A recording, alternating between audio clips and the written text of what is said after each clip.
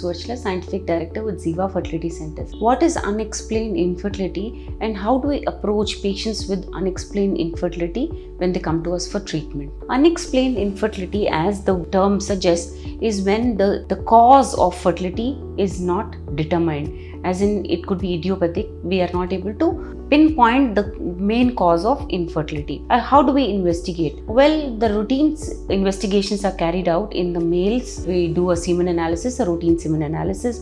Assessment of ovulation is done in the female partner. We look at the fallopian tubes, if they are patent or not, and we also look at the uterus to see if the lining is growing well when it is required, and if there are any abnormalities present inside the uterus or abnormalities in the shape of the uterus as well. When all these evaluations are performed and nothing can be diagnosed, nothing can be pinpointed as to what the cause could be, it is then termed as unexplained infertility. There could be a lot of causes. Now, as I said, it's unexplained. So the causes could be that some sperm defect could be present which could not be detected in a routine semen analysis. For example, the reactive oxygen species or the quality of sperms as such may not be good. Maybe the DNA fragmentation inside the sperms may be very high. Maybe there is some kind of an infection present in the sperms.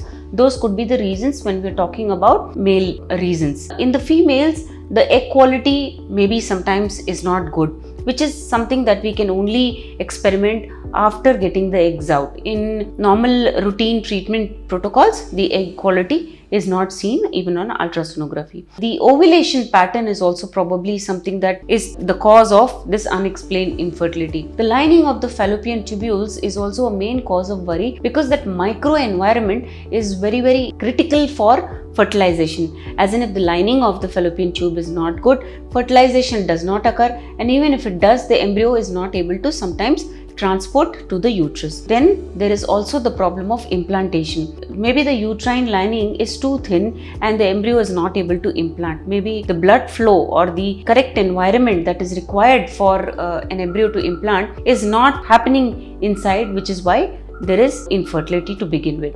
So how do we treat? Basically, all investigations are carried out, and when we see that there is nothing that we can really identify as the cause of infertility, then we begin with natural treatment. As in, if the age is less than 30, then we begin with monitoring the ovulation and then asking the patient to indulge in timed intercourse. But if that does not work, then we go for IUI. IUI could be with hormones, which is called as controlled ovarian stimulation, or a natural cycle as well. When the egg is ovulating, we inseminate the partner's sperms after having washed them, as in the dead and the morphologically defective ones are removed and put back into the uterus. Next, we come to IVF. When all doesn't work, or if the patient is more than 35 years or more, then we directly go for IVF, and when naturally trying for a couple of years has not worked for them. If you want to understand more about this and want to understand what treatment options are available if you are battling with unexplained infertility, please feel free to contact us. Thank you. A lot of effort has gone into making this video. Please like and subscribe us. Thank you.